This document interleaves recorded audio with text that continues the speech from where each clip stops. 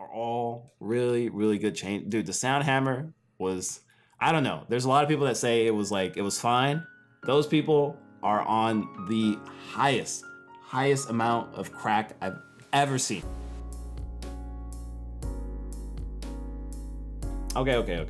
I'm sorry. I'm gonna get a little off topic here, but we have patch notes for Ninjala. There's a lot of nerfs, a lot of buffs, a lot of everything. So and we needed this because like in this game, for some reason, I don't know why, but we usually, for like the past like year this game's been out, we usually only get like one balance patch every season, and it would be at the beginning of the season.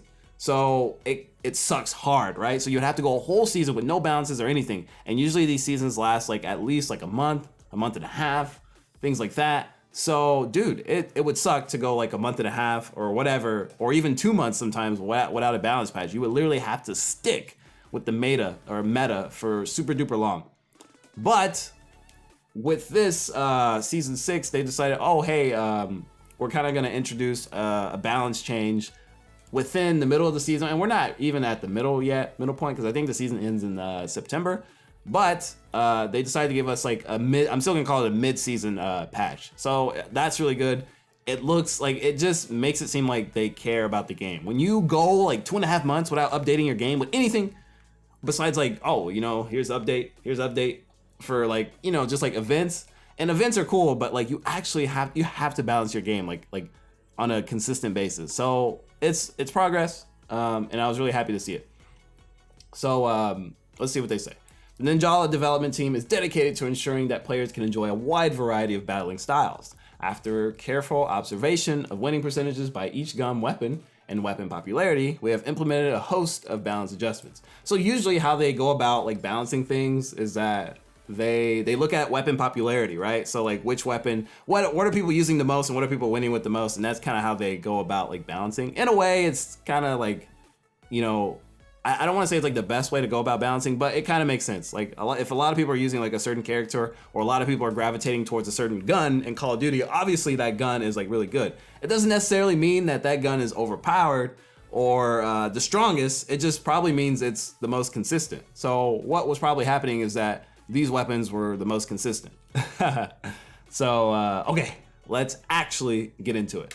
So Skate Hammer, Sushi Axe, and Great Gear, which had high winning and usage percentages in team battles, as well as very popular Iron Noise and Drum Beat, have all been weakened. The newly added Extreme Motor and DJ Scratch have been enhanced. We hope these refinements will allow players to continue to enjoy diverse styles of play and Ninjala battles. Okay, so the thing too about, you see what they said, Skate Hammer, Sushi Axe, Great Gear, which had a high usage and percentage or win percentages in team battles, right? So you know why these had, if you play the game, you know why these had like high win percentages.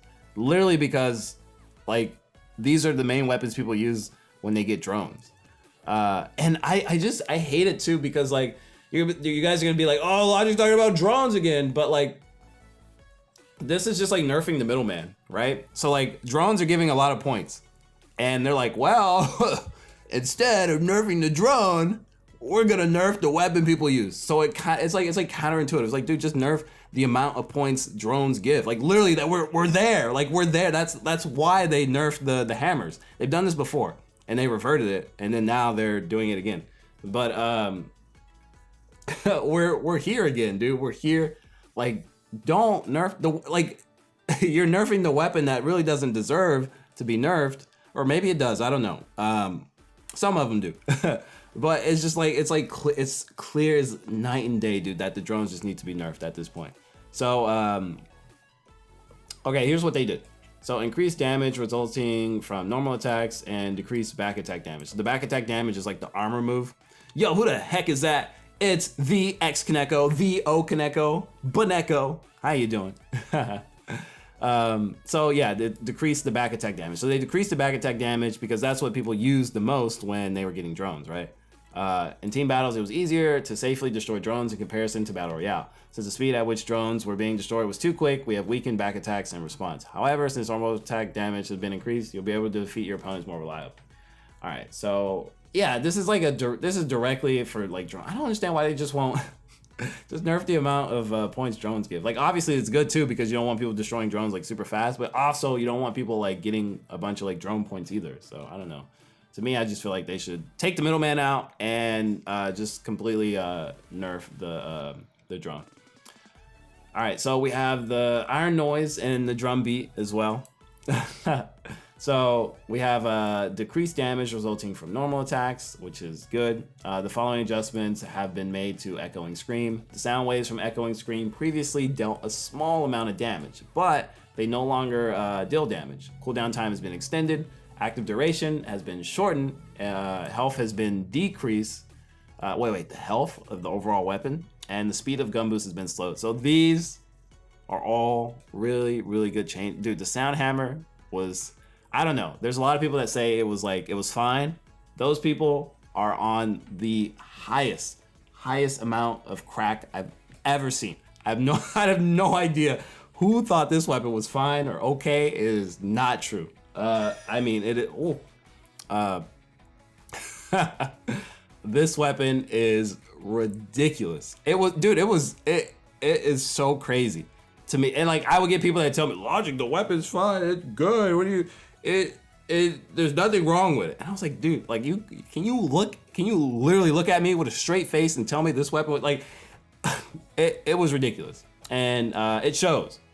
So, what is it? Its usage and winning percentage have increased from last season to become one of the strongest gun weapons in the current season. Yeah, dude, everybody was using this weapon. Everybody, your mom was using this weapon, your dad, your dog, uncle, dog's cat, everybody was using this weapon.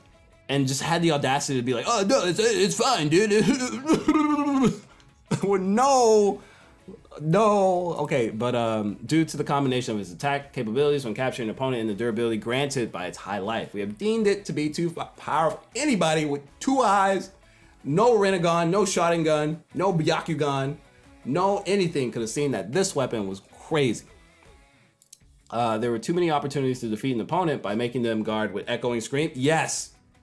So it decreased the damage of normal attacks, shortened the active duration of Echoing Scream, and made it easier for other players to intervene in a combo.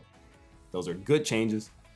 Great changes. Fantastic changes. People that were good with this weapon, though, are still going to be good with this weapon even before. If you're not good after these buffs, that means you were just abusing the weapon, right? Hey, there's nothing wrong with that, right? You're abusing your meta to just get that advantage. You know, we do what we got to do. But players that are still good with it are still going to be good. Players that are wanting to learn this weapon are still going to have the opportunity to learn and just still be really, really good at using this weapon. You just have to take these buffs and nerfs into consideration to your playstyle. So the speed of gun boost has also been slowed down, and the cooldown of Echoing Scream extended in order to weaken its power when capturing an opponent. We'll continue to monitor usage and winning percentages following these adjustments. It seems like they only nerf and buff kind of like on a basis of like what's winning, which in a way I kind of see that because you want to see like what's most consistent. But we're never going to reach a point of like perfect balance, right? So something's always going to rise up. Like this got nerfed, but something else is going to take its place, like you know, like, so we'll see. Yo-Yos actually just got like big buffs. So Ninja Yo-Yo, Shinobi Spinner, Asakusa Wheel increased the damage dealt from first stage of the wide attack. So you first stage of wide attack been increased. That's good. The following adjustments have been made to Yo-Yo Leap. Increased damage when pulling back the yo-yo. So you throw it and then, you know, obviously you bring it back to you. That's what's been increased, which is cool. It's nice for like finishing people off or even just catching people like off guard. You know, you have it like placed and then you kind of show up on them and you're like, ah, got you. So increase the damage of warp attacks. Honestly, I feel like they didn't even need to do that, but they did. So that's really good. Just being able to do more damage with a move that gives you a lot of, versatility is really good. They did a good job with the yo-yo class. The yo-yo, the Shinobi Spinner is okay, but the Ninja Yo-Yo and the Asakusa Wheel still need something. More so the Asakusa Wheel just because it can't gunbind. It literally has like nothing. I think the Ninja Yo-Yo is like good. The only thing that's really slacking on it is that mixer. The mixer sucks, dude. I don't care what anybody says. The mixer sucks. The only time mixer is good is in Shinobi Strikers. So that it is what it is. Asakusa Wheel, it needs to just, honestly, it just needs to be able to gun bind. That's literally it. If it's able to gun bind, I don't know, they don't want to give gum sonar, gum radar, whatever it's called, gum damage for whatever reason. I have no idea. It's kind of, at this point, it's kind of like offensive. It's like, Why won't they give it to this like you have to be able to do gum damage in this game, right? So I don't know why they won't give it gum damage. But like overall though, there's still like really good buffs. Literally nothing but buffs for the yo-yos. Dude, Mixer sucks, dude. It sucks. So we also have Extreme Motor and DJ Scratch, which these are the new weapons that got introduced in Season 6. It's tight with a HE. So we have increased damage dealt from the first stage of normal attacks, slightly decreased damage dealt from the second stage of normal attacks, increased damage dealt from wide attacks, and let's see, damage has been increased so that more enemies can be defeated. Damage from second stage of normal attack has been decreased, but damage from their first stage has been greatly increased. So the total damage from normal attack combos has increased overall. So like literally for this weapon too, like nothing but buffs. This weapon's like really hard to use, at least in my opinion. When I was using it, I was having a really tough time, but that could just be because I suck.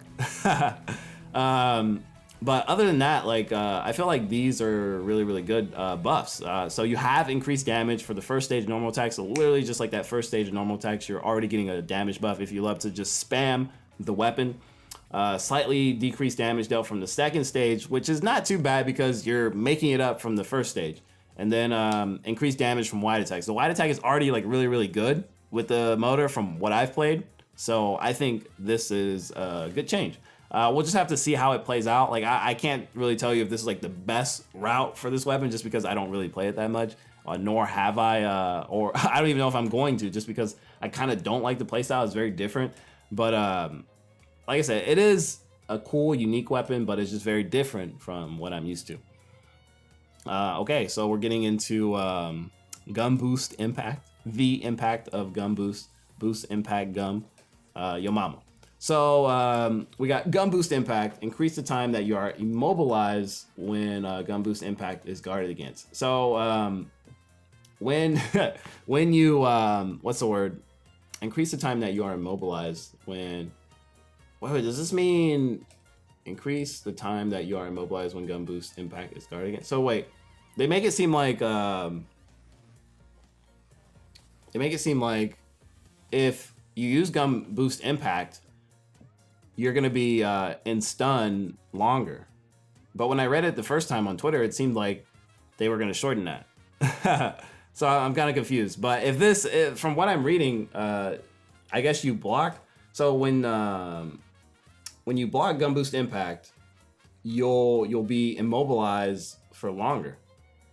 So it says increase the time that you're immobilized when Gum Boost Impact is guarded against. So you guard it, and it would just increase that time. So is that a buff, or am I reading that wrong?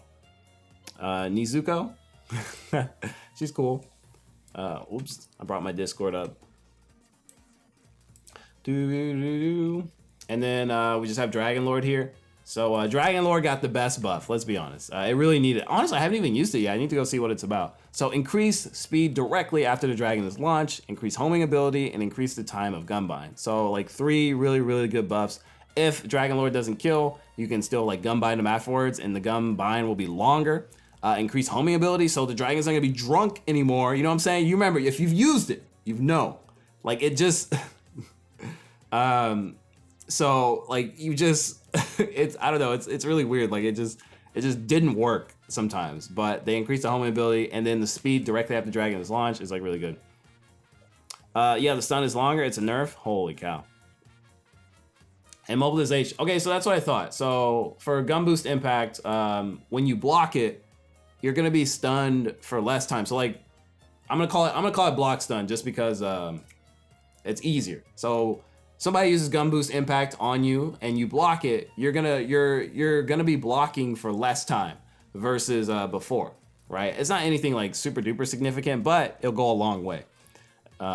Just because when people that had Gum Boost Impact like came on you, you did have to like block for like a while, and it would just leave you just kind of like there. You can still kind of move around afterwards, but they kind of get to follow up on you like really quickly. So I think, like I said, all these really good changes, really good everything. So I'm super down. They did a good job. I would have liked for them to attack more weapons, and not necessarily in the bad or necessarily a good way, just like adjust more weapons. But I like this mid-season patch. It's really cool. But yeah, those are the patch notes. Not too shabby. Not too shabby. But yeah, that's gonna be it for this video. If you guys did enjoy it or did like it or learned something new from this video, don't be afraid to give the video a thumbs up, 2 double thumbs up. It does help out your boy a lot. And if you're not already subscribed to the channel, please do check it out. It is an awesome place filled with awesome people. Also, if you're not already in the Discord, check out the Discord. That is an awesome place as well. And it just makes it to where we can kind of interact more, hang out more, and just kind of build up a community filled with awesome people and like-minded individuals. So if that's something you're into, be sure to check it out. With that being said, this has been Logic, and I'll see you in the next chapter. Take it easy.